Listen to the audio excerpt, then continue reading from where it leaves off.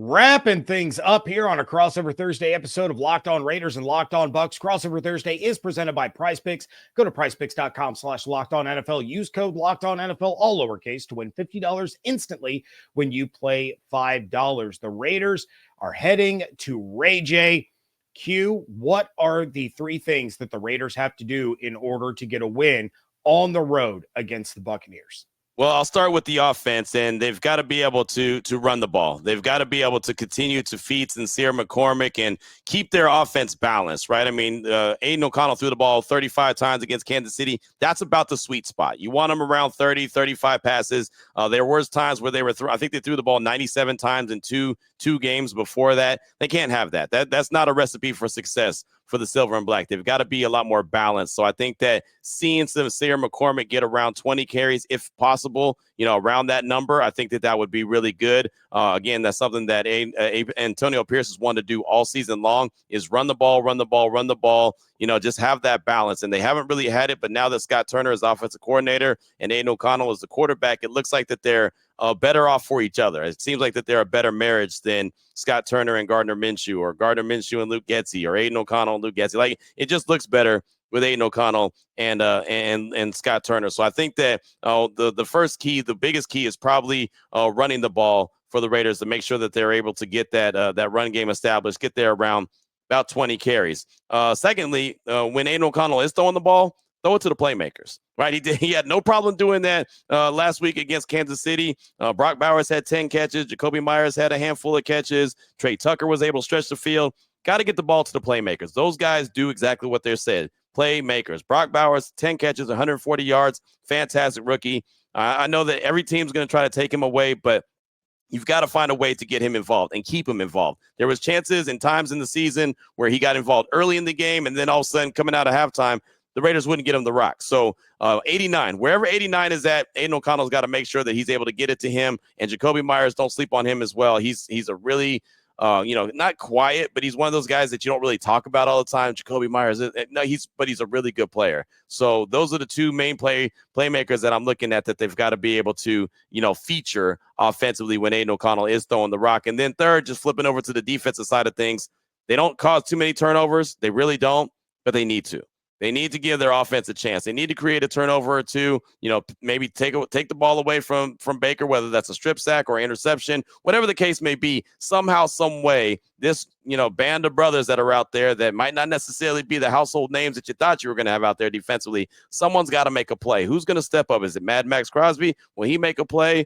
We see K'Lavon Chaisson, a guy that the Raiders picked up off of waivers, right? And all of a sudden he's stepping up and making some plays. He wreaked havoc on Patrick Mahomes a week ago. Can he get to the quarterback and strip him? Just who's going to step up and make that game-changing play, right? And they've got to have something go in their favor. More times than not, you'll see, and that's why they're on an 8-game losing streak, they'll have things go against them. They'll have some bad luck on their side, just like the ending of that game against Kansas City. Well, they've got to create their good luck. How are they going to create the good luck? How is that going to happen? Someone's got to create a turnover. And I'll say this as well. One little side note, little asterisk. Daniel Carlson, who's a fantastic kicker for the Raiders, missed 3 field goals a week ago. 55, 56, and 58. In the cold, Arrowhead. No one makes those kicks, so I don't really hold that against him. I think it was a bad day at the office, but it would be nice to see him get back. I don't want to see him kick a bunch of field goals. I'd rather see him get touchdowns, but it would be nice to see him, see one of those balls go through the upright just so his confidence stays up. So yeah, kind of like a basketball player that's gone ice cold. Just get a layup. Yeah. Just see the ball go through the net, and you'll get back on track. Yep, exactly. Real quick, I don't want this to happen, but I'm going to throw this out there. Do you happen to know what the NFL record is for the most receiving yards in a single game by a rookie tight end? I don't know that number. I know that Brock Bowers is about to break the rookie tight end reception record of Sam Laporta that had 86. He's already at 84. So I'm assuming he's going to break that coming up on Sunday. I don't know the yardage. Man, that's a good question. I know he's at 8. He's at 8 something now, 840, and had 140 last week. So I mean, he's up there. He should be over 1,000 yards, I do believe, this season if he continues to play and stays healthy. Knock on wood, because everyone's injured on the Raiders. So, and again, not going to get any sympathy from you as everyone's injured on Tampa Bay as well. Yeah, his 140 yard performance last week is 8th all time Yeah. for a single game by a rookie tight end. The record is 212 by Jackie Smith Okay. back in 1963. Wow. I'm not saying that Brock Bowers is going to break that record on Sunday. I'm just saying that the Bucs have been terrible against the tight end this year, and everybody's hurt. So just kind of, I don't know, Wow. throwing it out there. For the Bucs, the three keys in this one: win the turnover battle, control the clock, and start fast. So the Raiders are the worst in the league with a minus 18 turnover differential. The Bucs, they're sitting at a -1 turnover differential on the season. They lost the turnover battle last week, still managed to win the game.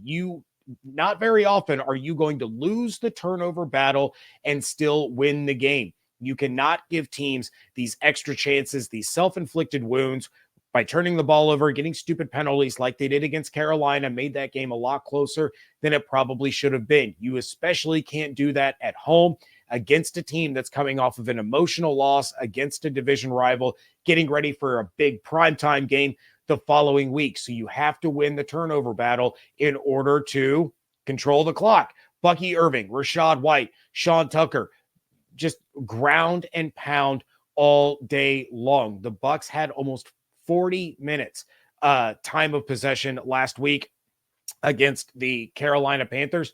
Do that again. Wear that defense down, and then the later you get into the game, that's when Bucky is going to take off for a 30, 40, 50-yard run. That's when Rashad's going to take off for a 30 or 40-yard run, just like we saw last week, because that defense was exhausted.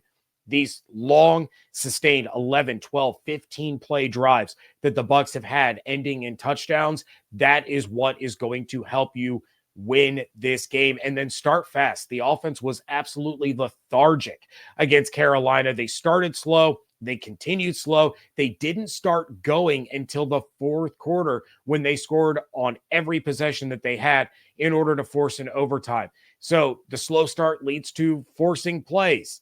You don't want Baker Mayfield forcing plays because that leads to mistakes and that leads to turnovers. Then you have to scratch and you have to claw and you have to try to battle your way back. If you jump out to an early lead and focus on keeping it rather than having to battle back for the second straight week, you're going to have a much better chance of winning this one. The Bucs cannot afford to lose more than one game the rest of the season. They still have the Chargers on the schedule. They still have the Panthers again. They're at Dallas in prime time. This is a game that they have to win in front of their home fans. Win the turnover battle, start fast, and then just run the ball like crazy with the NFC's offensive player of the week. I'll tell you what, I can back you up 100% on that turnover stat, right? As you mentioned, the Raiders are the worst in the league as far as turnovers, and there's a reason why they only have 2 wins. I mean, it's that simple, right? You lose the turnover battle, you're going to lose the game more times than not, and that's what the Raiders' problem has been. So, yeah, that win in the turnover battle, man, is always going to be a key, and really in this game, obviously, it's going to be a massive key for both teams.